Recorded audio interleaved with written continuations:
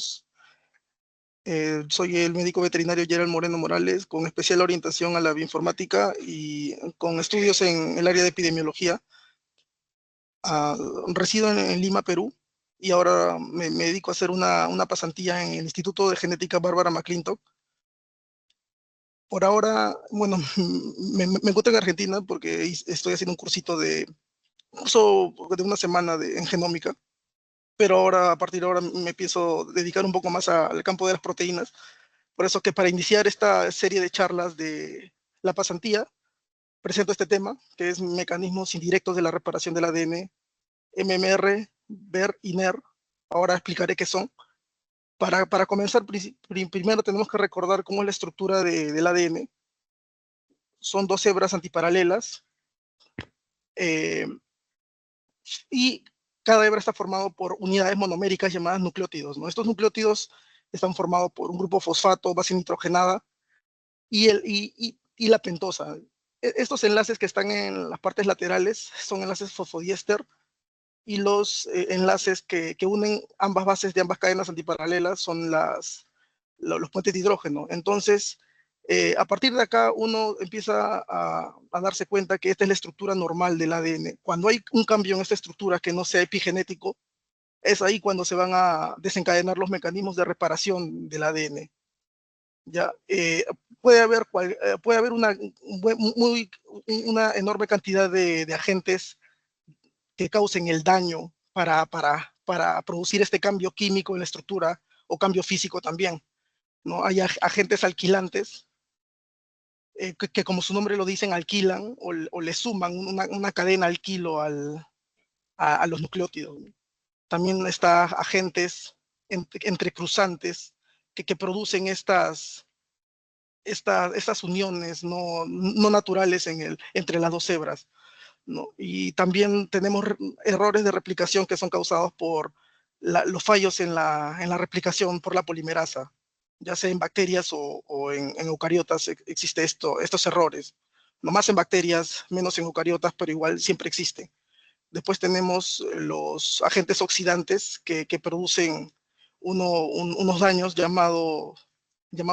un daño que se llama oxidación, ¿no? en los nucleótidos. Después, la radiación ionizante que produce rotura directa de ambas cadenas, o una sola también puede pasar, puede suceder. Estos daños, cada uno es reconocido por una vía en particular. Acá tenemos un resumen de todas ellas, ¿no? Gran parte está resumido acá, pero existen otras más. Ahora me enfocaré en Werner y MMR, que son siglas, ¿no? BER significa Base Excision Repair, reparación por excisión de base. NER, Nucleotide Excision Repair, reparación por excisión de nucleótido. Y Mismatch Repair, que se puede traducir como reparación por incompatibilidad o por incongruencia, ¿no? O por Entonces, apareamientos incorrectos. apareamientos incorrectos, exactamente. Gracias. Luego tenemos que cada una de estas vías no tiene sus proteínas distintas que las acompañan en el proceso. Ahora vamos a verlas a continuación. Para recordar simplemente que una transición es un cambio de una purina a una purina distinta, ¿no? O de una pirimidina a una pirimidina distinta. Una transversión es de una purina a una pirimidina. Y existen cambios en la proteína, ¿no? Tenemos la mutación silenciosa que es un cambio, pero que el triplete sigue codificando por el mismo aminoácido, así que no todas las mutaciones son malas. Mutación neutra, ¿no? Ambos aminoácidos, por ejemplo, no producen un cambio significativo en la proteína porque son básicos, ¿no? Luego tenemos la mutación de cambio de sentido, que es un nuevo triplete, ¿no? Que es totalmente diferente al anterior. Entonces, por eso que sí, la proteína ahí cambia su estructura, y hay una mutación estructural también en la proteína, ¿no? Un cambio estructural. Entonces, luego tenemos mutación sin sentido, donde hay un codón stop que aparece antes de tiempo. Después tenemos la mutación de cambio de fase o pauta de lectura, adición o deleción, ¿no? Los indels, ¿no? Entonces ahí ese es un resumen de las mutaciones que pueden ocurrir y estas son reconocidas muchas veces por estos mecanismos de reparación, ¿no? Antes de empezar con los mecanismos de reparación, quiero hacer también un resumen de las mutagenias. Hay agentes que lesionan directamente cambiando el nucleótido en el que inciden, ¿no? Por ejemplo, el ácido nitroso, o también eso se produce espontáneamente dentro de la célula, desamina la citosina y se produce un uracilo. Y eso produce que en el ciclo celular posterior, ¿no? En la siguiente replicación, este uracilo se una a una adenina, ¿no? Por eso que ahí se produce una transversión. Entonces esto es un daño deleterio para la célula porque ya existe un cambio en el nucleótido. Por eso que se llama mutagenia directa porque incide cambiando el nucleótido directamente. En cambio, la mutagenia indirecta se produce cuando los daños son voluminosos, no necesariamente cambia el nucleótido, pero puede cambiar, por ejemplo, tienen un radical, por ejemplo, adicional. Por ejemplo, el oxo 6 metilguanina, ese es un, un radical metilo junto con oxígeno, perdón, en el oxígeno 6, perdón, que se le añade a la guanina. Entonces, esto produce un cambio, no necesariamente en la guanina misma, pero a nivel estructural sí cambia, ¿no? Por eso que por eso que se le llama mutagenia indirecta. Son o aductos voluminosos, no hay un cambio directamente en las bases, pero simplemente con que estos nucleótidos desaparezcan por alguna acción de algún agente externo, como UV o radiación, se producen aductos voluminosos que son huecos. Y estos huecos también están dentro de la parte de mutagenia indirecta. Por ejemplo, los dímeros de timina, ¿no? Como dije anteriormente, que el UV produce esta mutagenia indirecta, ya producen un cambio o sea, un bloqueo en la ADN polimerasa. Por eso que el tipo de señal es diferente a la que desencadena cada uno. Y acá hay un resumen de los mecanismos de reparación principales, antes de entrar al tema principal. Fotorreactivación, que es mediada principalmente, el mecanismo de reparación por fotoliasas, no se encuentra en humanos, se encuentra en algunos invertebrados, plantas, bacterias y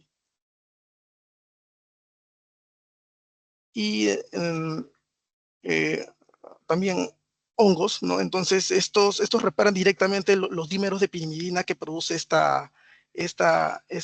daño de la luz ultravioleta, ¿no? Formando los dímeros de pirimidina. Luego, el alquiltransferasa, esta es una enzima que remueve directamente estos grupos alquilo, o el anteriormente llamado, ¿no? O6 alquilguaninas, pero estos tampoco se encuentran no se encuentran directamente en humanos, ¿no? O es muy, muy ineficiente este sistema de alquiltransferasa. Existe alquiltransferasa en mamíferos, sin embargo, es muy ineficiente. Estos dos mecanismos de reparación, los primeros mencionados, son indirectos porque corrigen puntualmente esos daños. No hay una escisión de nucleótidos o a ningún nivel, ¿no? Simplemente se cambia o se extrae ese grupo extra que se le ha añadido por ese daño. En cambio, en reparación indirecta, implica excisión y resíntesis, que es una característica en común de todo este grupo, ¿no? Cuando ocurre ruptura de hebra única, las DNA ligasas, proteínas como la PARP1, XR, CC1, actúan reparando esta ruptura de hebra única. Pero cuando hay ruptura de hebra doble, ahí son otras proteínas, ¿no? Por ejemplo, NHJ es una proteína que actúa en la recombinación heteróloga, perdón, por extremos no homólogos. En cambio, también existe un mecanismo más eficiente llamado recombinación homóloga, que se produce después en después de la síntesis entre la metafase y la anafase, ahí es donde es más eficiente este sistema, ¿no? Y en cambio, el NER y el BER actúan con otro principio llamado reparación por escisión. Ambos son por escisión, pero uno es de bases y otro es de nucleótidos. El MMR actúa con una reparación por desajuste, y esto principalmente se le llama por el mecanismo de detección que tienen. Acá hay un resumen del NER y el BER y el MMR. Más bien, ¿podrías ¿Sí? volver a la diapositiva anterior y explicar así a grosso modo cuándo es reparación directa e indirecta para que quede un poquito más claro para los otros pasantes, por favor? Sí, Directa e indirecta, sí. la reparación directa no implica una escisión de los enlaces fosfodiéster que se encuentran flanqueando ese daño, ¿no? Ya sea puede ser cercanos o lejanos, esos enlaces fosfodiéster no son tocados, ¿no? En cambio, en una corrección, en un mecanismo de reparación directa, ¿no? Perdón, sigo en la directa, no hay una actividad enzimática que retire toda esa zona de ADN lesionado, sino existe simplemente una actividad enzimática directa y puntual que nada más corrige no tengo alguna imagen para mostrarlo, pero simplemente con una actividad enzimática directa, por ejemplo, este alquiltransferasa es tengo que regresar a esta diapositiva.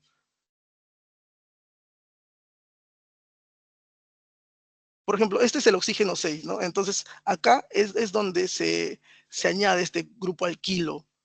Por eso que esta alquiltransferasa simplemente va a remover este grupo alquilo y ya, no va a ocurrir nada más Ah, ojo que ahí ese es el nucleótido, ¿ya? ¿Ves que dice fosfato está en círculo amarillo? En cuadrado celeste está el azúcar y en verde está la base nitrogenada. Ya, en la base nitrogenada, que ahí no está el dibujito, pero ves esta ya, guanina unida con la citosina en la imagen del medio. Ves que hay como sí, dos, claro, sí, dos estructuras acá, cíclicas. Ahí está ya. ya, En una de ellas tiene un oxígeno. Lo normal es que tenga un oxígeno en la ya, ok, posición 6. Eso es la guanina normalmente, pero lo que tú mencionabas de la oxo 6 metilguanina tiene sí, justamente, en lugar de solamente ese O unido por un doble enlace a uno de los anillos, sí. un grupo metilo acá. Está Entonces, en la eso es lo que va. guanina. Me estaba confundiendo, sí, Sí, está sí, bien, sí. está bien, sí. Me estaba confundiendo con el azúcar, ¿no? El daño es en la guanina, entonces. Sí, Ya, son eso hay en que la tener base. muy en cuenta. Sí. Está muy bien. Entonces acá esta alquilación que se produce por agentes alquilantes, esto se produce en la guanina, entonces simplemente esta quitaferasa remueve este grupo alquilo, que es un grupo de carbonos nada más. Un grupo de carbonos, no sé exactamente cuántos carbonos, pero es simplemente removido sin una actividad enzimática posterior. Su actividad es corta. En cambio, estos son todo un sistema metabólico de enzimas, ¿no? Las indirectas. Son un sistema metabólico de enzimas más eficientes que sí se encuentran sí se encuentran en organismos superiores, por decirlo así, plantas, eh, en mamíferos y también bacterias, por supuesto. Solo que estos son conocidos por ser menos eficientes que estos. Ah, ahora, espero que hayan entendido esta parte. Vamos a seguir con el tema principal, que es la, la reparación por excisión de nucleótidos, bases y reparación por mismatches. Entonces acá tenemos que principalmente estos se van a diferenciar por el tipo de señal que producen para su detección. Ya en en esta, en esta reparación por escisión de bases, tenemos que este es un daño pequeño en una sola base que no produce un cambio estructural en la doble cadena, ¿ya?, de bases. En cambio, en la reparación por escisión de nucleótidos, tenemos que este daño sí es voluminoso y produce sí un cambio en la estructura tridimensional de esta doble cadena, ¿no? Curiosamente, siempre el daño es en una sola cadena, ¿no?, como ven, pero este no produce un cambio conformacional, este sí. Y este también produce un cambio conformacional en la estructura del ADN, que es la reparación por,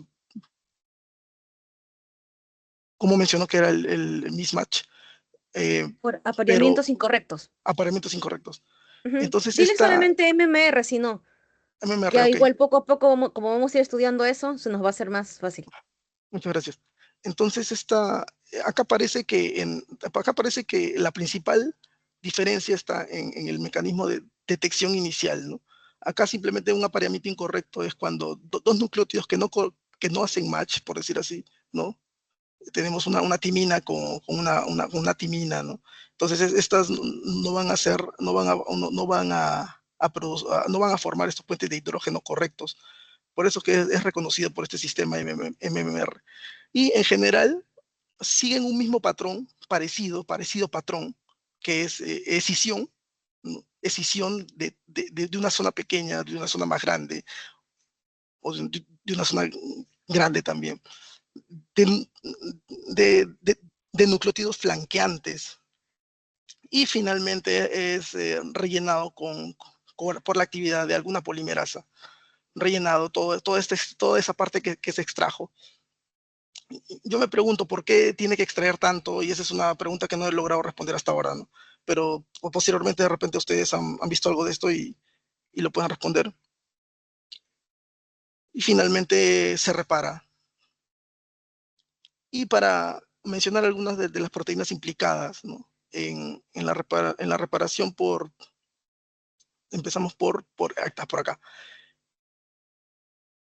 Empezamos por la detección de este daño, ¿no?, que es en un solo nucleótido tenemos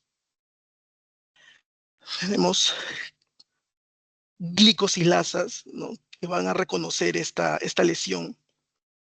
No hay bifuncionales y monofuncionales. Ahora vamos a ver por qué existen monofuncionales y bifuncionales. Dependiendo de cuál se use, es que van a entrar en una vía, ¿no? En una vía, un ratito allá, esta vía, patch, ya, es en una vía llamada short patch o una vía llamada long patch. Después, en el NER, que es un cambio que sí produce esta modificación tridimensional del ADN, acá actúan muchas más proteínas, ¿no? Son complejos que detectan este cambio conformacional. Está la TF2H, RPA, XPG, XPA, se estabilizan, forman todo el complejo y luego ocurre la escisión, luego ocurre la excisión, porque primero tiene que cortar en ambos extremos una sola vez y después tiene que extraerse uno por uno, todos los nucleótidos que flanquean esta, este daño, ¿no?, en el NER, que sí es un cambio tridimensional. Acá, por ejemplo, mencionan esto pareciera que es los puentes de timina, ¿no?, extra, que se forman con el UV, pero recuerden que en el humano no existe la fotoliasa, ¿no? Por eso que en caso de los puentes de timina, lo que va a producir esta reparación es la vía NER. Entonces tenemos también los MMR, que es mucho más sencillo, por suerte, la vía de reparación, ¿no?, protagonizada por las proteínas MUT-S y MUT-L, forman un complejo y van a reclutar a más proteínas, ¿no?, que se van a encargar de la excisión, la DNA resíntesis y la ligación posterior, pero todas terminan en ligación final. Hay un cuadro comparativo que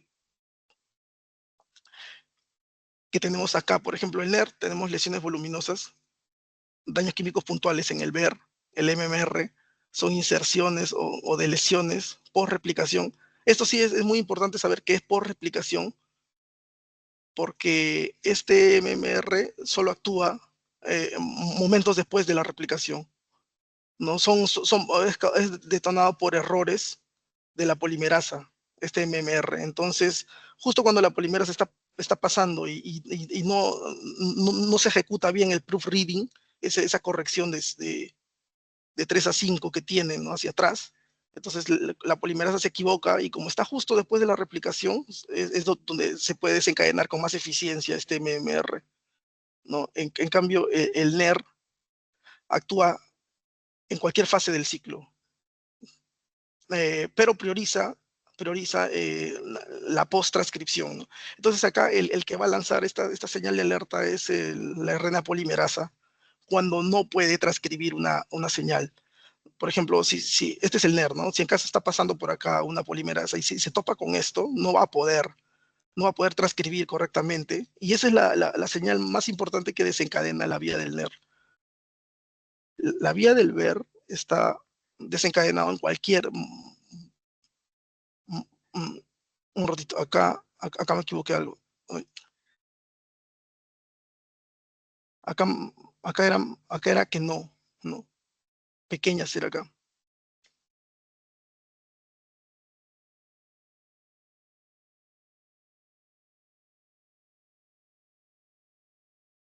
Que no distorsionan eso. No, en el ver, acuérdense que no son lesiones que no distorsionan esta doble hélice. Ahora voy a compartir otra vez esta diapositiva. Ya, en caso del ver, todo empieza con una glicosilación inicial. Por ejemplo, tenemos un ejemplo de una señal que activa el ver. Es de citosina a uracilo. Cuando se produce esta desaminación, ya sea espontánea o por ácido nitroso, es donde se desencadena esta escisión de reparación por escisión de base. Primero hay una glicosilasa llamada SMUG1 o GG1, ¿no? Hay algunas que son, ahora voy a mencionar algunas que son monofuncionales y otras bifuncionales, ¿ya? Pero dependiendo del tipo de glicosilasa que llegue a reconocer este daño, ¿no? Es donde luego la proteína APEX1 va a remover produciendo una base, perdón, un nucleótido purínico o apirimidínico. Esta endonucleasa que es la que produce este nucleótido apurínico o apirimidínico, esta va a activar, ¿no? una señal para short patch, que es una corrección más corta, sin cortar tantos nucleótidos alrededor, o long patch, cortando varios nucleótidos alrededor de esa lesión. Y luego, dependiendo si es bacteria o eucariota, procariota o eucariota, entonces si es eucariota, la DNA polimerasa beta va a rellenar esta escisión que se produjo, añadiendo uno por uno los nucleótidos. Si es procariota, es DNA polimerasa 1. Inserta los nucleótidos correctos acá o acá, ¿no? Entonces, acá la ADN ligasa 3 es la que se encarga de juntar estas bases recién añadidas, estos nucleótidos recién añadidos. Y si es procariota, es la A, ¿no? Si es eucariota, la ligasa 3. Junto con otra proteína que es la PARP1, ¿no? Sella el enlace fosfodiéster. Y finalmente está también implicada la XRCC1, que si mal no me equivoco es una proteína que se encarga de estabilizar o reclutar a las posteriores. Ya, acá tenemos otro ejemplo de este NER, perdón, de este BER.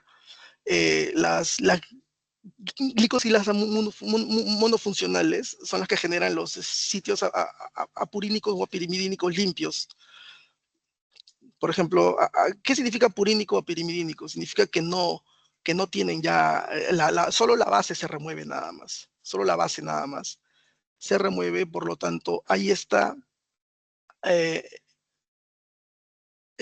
existe solo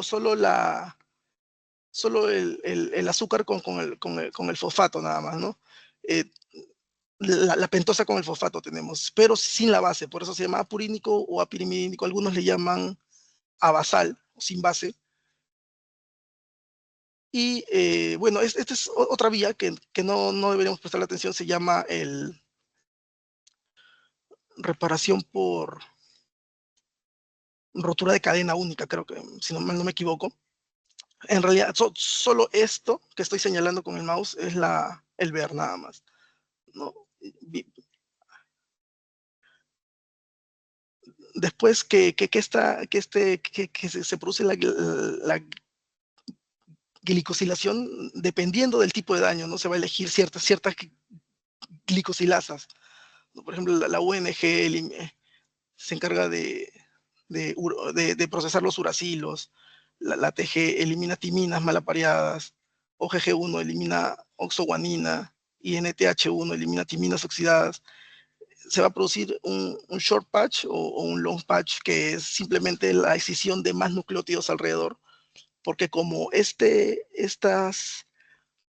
extremos están bloqueados, no puede simplemente venir la polimerasa y completar el trabajo, ¿no? Completar la adición de estos nucleótidos que faltan.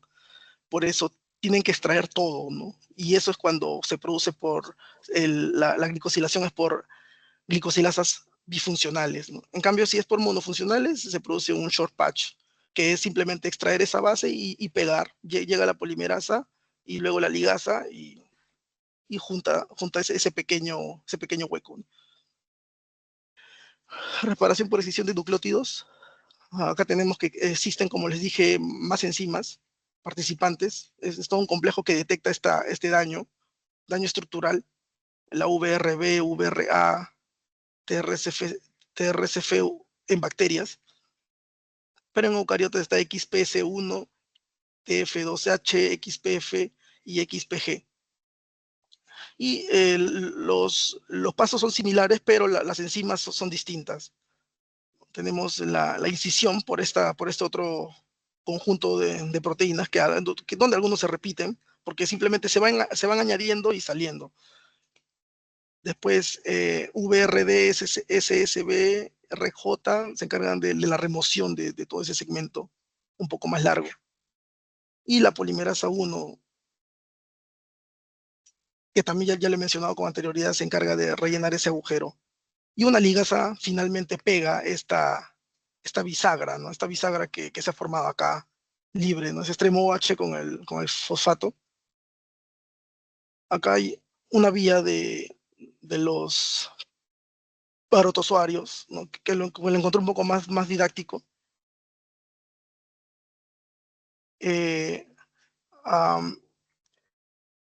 Este NER, ¿no? Este NER, hay un NER global, este es no lo había mencionado acá, pero acá sí lo menciono. Este NER global actúa por igual en todo el genoma, ¿no? Basta que se detecte un cambio estructural del ADN, va a actuar, ¿no? Este NER global con otro tipo de enzimas que detectan, ¿no? Es el sistema de detección el que varía. En cambio, este NER acoplado a transcripción actúa justamente como les había mencionado antes, es por una señal de la RNA polimerasa que se produce durante la transcripción, ¿no? Al estar este daño acá, en este lugar, la polimerasa no va a poder transcribir.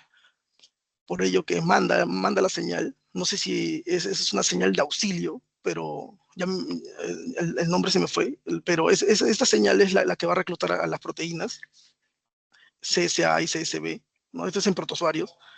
Y luego la hélice se desenrolla, ¿no? Acá sí existe el proceso de desenrollamiento que no existía anteriormente, ¿no? Acá, por alguna razón, no lo he encontrado no he encontrado que mencionan el desenrollamiento, pero acá sí actúa estas helicasas que desenrollan esta zona. Y ahí hay un complejo de preincisión, luego una incisión luego una reparación por las polimerasas clásicas. Estas son polimerasas clásicas que actúan sobre la hebra madre, pero sintetizando la hebra hija, ¿no? Porque son eucariotas, ¿no? La sigma, epsilon y kappa. Y luego al final una ligación, ligasa 1, que es una de las más empleadas. Acá tenemos unos puntos importantes. Seguimos con el último tema, que es el MMR.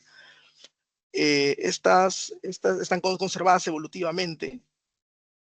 Y bueno, además de reconocer errores asociados a la replicación, también participan en la recombinación mitótica y meiótica, ¿no? O sea, en otros tipos de reparación también estas proteínas actúan también, no solo en el MMR, ¿no? En los eucariotas los desajustes son reconocidos por proteínas MSH, ¿no? Ahora las voy a mencionar, y están conservadas evolutivamente. Se van a encontrar diferentes, muchas homologías en caso de la MSH.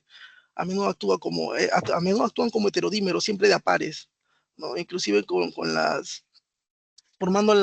ambas forman las MUT-S. Luego también existen otros dímeros que se llaman MUT-L también. Acá hay muchos heterodímeros, homodímeros también hay. Los cambios que afectan la función del gen MSH pueden inducir al fenotipo mutante, inestabilidad en microsatelítes, como se demuestra en las líneas de rabidosa italiana silenciadas sin MSH2. ¿No? Por ejemplo, hay diferentes estudios donde simplemente hacen knockout de algunos de estos genes y se demuestra que la tasa de mutación es demasiado elevada. Y lo he resumido en 5 pasos. Algunos lo resumen en 3 pasos, pero considero que es más didáctico separar muy bien los pasos finales. Reconocimiento de la lesión inicialmente, como siempre se debe reconocer la lesión mediada por MUT-S. Después, ese complejo de reparación, la formación del complejo, está que MUT-S va a reclutar a la MUT-L y forman un complejo de reparación.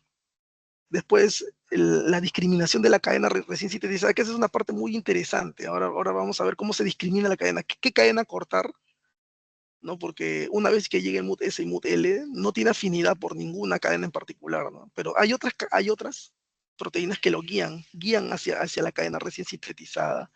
Ahora vamos a ver cuáles son. Y la que porta el error, ¿no? Porque dijimos generalmente se da en una cadena el error. Acá, en este caso, la cadena hija es la que probablemente tenga el error, ¿no? Después de la replicación. Después tenemos la escisión de la sección de ADN dañada, que se da por algunas enzimas que vamos a ver a continuación, y la resíntesis y ligación. O sea, los pasos finales son los mismos casi siempre. Esta diapositiva es la más importante, y como nosotros vamos a emprender un proyecto sobre las MSH y MMR en general, les pido que se aprendan bastante bien este cuadro que resume todo el mecanismo de MMR, ¿no? El daño inicial es reconocido en bacterias, tenemos acá entre paréntesis E. coli, por un dímero llamado MUT-S. ¿Ya? Es un dímero, 2 MUT-S se unen para formar el dímero MUT-S. En cambio, en las demás especies, los demás filum, los demás reinos, se encuentra MSH2 como protagonista. Pero tenemos que el MSH2 se une con otras proteínas homólogas para formar un heterodímero, y juntos forman el MUT-S alfa, MUT-S beta y MUT-S gamma, siendo el más importante el MUT-S alfa. Ya tenemos que el MUT-S alfa está formado por MSH2 y MSH6. Se encuentra en Saccharomyces, humanos y Arabidopsis, en los 3. Está presente en los 3. El MUT-S beta se encuentra en MSH2 y MSH3. El MUT-S se encuentra conformado por MSH2 y MSH3. Y el MUT-S gamma se encuentra conformado por MSH2 y MSH7, y se dan cuenta que acá hay una particularidad que solo se encuentra en Arabidopsis nomás, ¿no? Por eso que es muy importante en plantas estudiar el MUT-S gamma, ¿no? Es como su marcador del reino Plantae. No se saben cuántas plantas hasta ahora lo tienen, pero en Arabidopsis ya está muy estudiada. Y La más importante decía que es esta porque va a reconocer la mayoría de lesiones. Sin embargo, en lesiones que se denominan, tenemos por acá un tipo de lesión que son más largas, ¿no? De lesion loops, ¿no? Se llaman de lesiones en loop o inserciones en loop que se produce por estas, acá mismo dice, que se produce por uno o más IDLs, ¿no? Que son insertion loops o deletion loops. Es donde va a actuar más la MUT-S beta, ¿no? Con mayor afinidad va a reconocer estos loops, que simplemente son inserciones de, de nucleótidos en tándem. También puede ocurrir, ese es un error de la polimerasa que puede cometer, ¿no? Después tenemos, como paso 2, después de que ya sea reconocido por este complejo, no es un complejo todavía, es un dímero nada más de proteínas, y en E. coli es homodímero, acá son heterodímeros. Después sigue el complejo de ensamblaje, donde ya se estabiliza un poco más la proteína con el reclutamiento de estas MUT-L, ¿no? Acá es MUT-S, ya todo esto es MUT-L, toda esta sección. Esta MUT-L está en E. coli y es un homodímero también como la MUT-S es un homodímero, pero acá en eucariotas, perdón, es un heterodímero, ¿no? Esta MUT-L alfa está formada por MLH1 y PMS1, ¿no? Y después también en humanos, ¿no? Está acá en Arabidopsis, Saccharomyces está MLH1, ¿no? PMS1. En humanos está MLH1 con PMS2. Siempre hay cambios, ¿no? De especie a especie, por eso que generalmente cuando ya el cambio es un poco más importante, ya le cambian el número acá.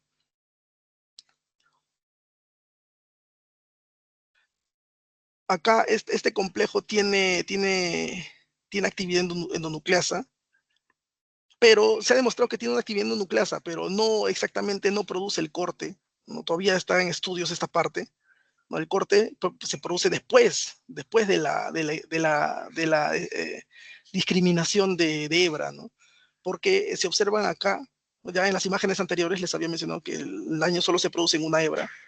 Entonces, ¿cómo hace para diferenciar esta MUT, este complejo, ¿no? ¿A cuál ser más afín? ¿A la hebra recién sintetizada o a la hebra madre, ¿no? Que por eso mismo dije que se produce después de la replicación del ADN.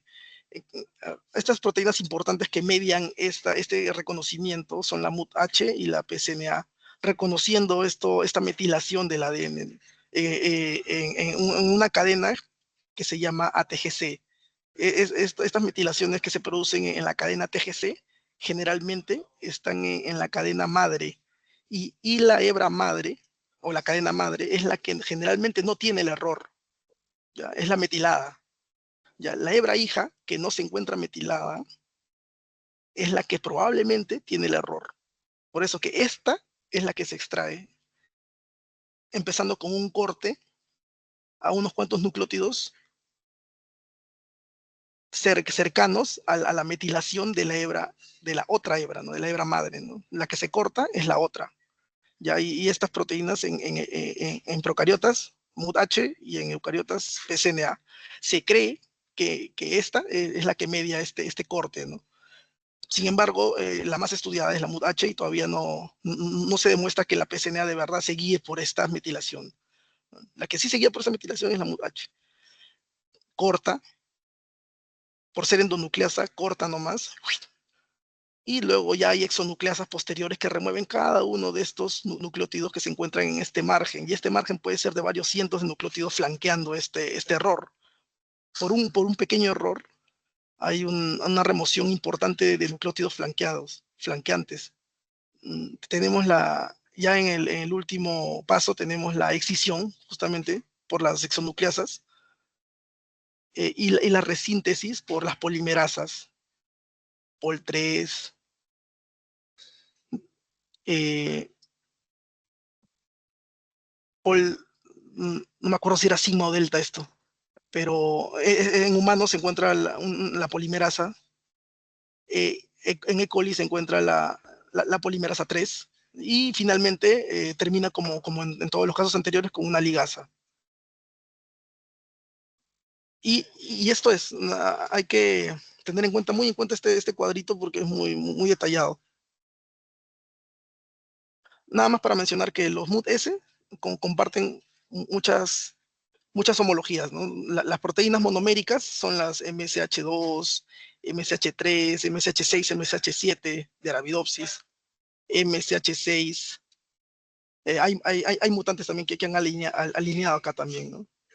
Que probablemente no tienen estos motivos. Hay motivos conservados entonces, en toda esta estructura que va a permitir la dimerización, por ejemplo. Hay motivos conservados en esta estructura que van a permitir el reclutamiento de otras proteínas como la MUT-L, que es en el segundo paso. Estas proteínas que son MLH1, PSM2, PSM1, MLHS, tenemos que también tienen motivos conservados también. ¿No? Entonces, esas son justamente las más estudiadas, son las del extremo C terminal, extremo N terminal. En el medio todavía es un misterio de estas MUT-L, pero ya se encontró algunos motivos que son justamente para esta interacción con otras proteínas.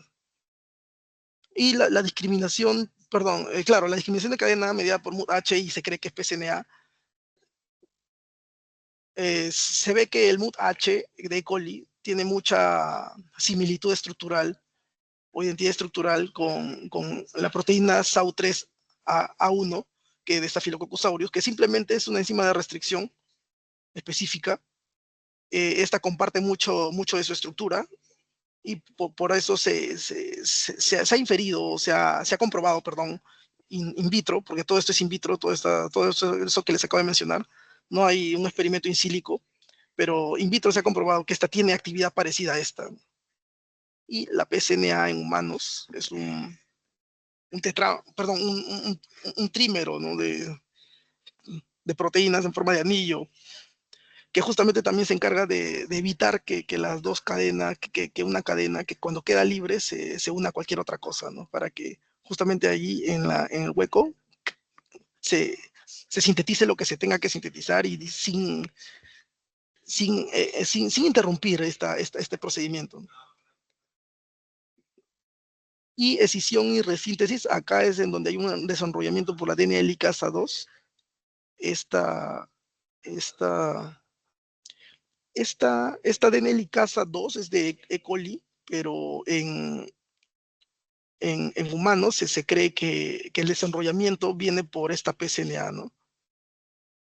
En eucariotas se cree que es por la PSNA que estabiliza más el DNA monocatenario. Este no es mitocondrial, es monocatenario. PSNA está la RFC, RPA, que estabilizan y se cree que también ayudan al desenrollamiento. Después de que actúan las exonucleasas, hay una síntesis por DNA polimerasa 3 en bacterias, polimerasa sigma en eucariotas, perdón, acá me equivoqué. Y una ligasa finalmente repara juntando los enlaces fosfodiéster. Muchas gracias, espero que se haya entendido, es mucha teoría.